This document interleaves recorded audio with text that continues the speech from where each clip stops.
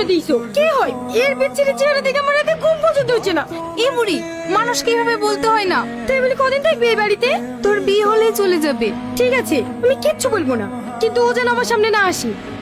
বাপ, ওর কথায় কিছু মনে করো না, ওর হয়ে আমি ক্ষমা চাইছি। আরে আর আপনি ক্ষমা চাইছেন কেন? ওর কথা আমি কিচ্ছু মনে করিনি। আমার বোনের থুবড়ো আমি প্রথমে দেবো। আরে আমি একটা মিষ্টি গোটা খেতে পারবো না, অর্ধেক দিন। না না, আমি কোনো কথা শুনবো না, তোকে গোটাটাই খেতে হবে। পানি খাও। তুমি কি? চলো বলো। আমি টনির বন্ধু। না, তুমি টনির বন্ধু না, তুমি টনি। তোমার এই কণ্ঠের আওয়াজ সবসময় আমার কানে ভাসে। তোমরা কেন আমার সাথে এমন অভিনয় করছো? সত্যি করে বলো না। হ্যাঁ, আমি সে টনি, সে তোমার যোগ্য না। কেন যোগ্য না? কারণ আমার গোটা বলটা আগুনে পুড়ে ছারখার হয়ে গেছে। তোমাকে হারাতে চাই না।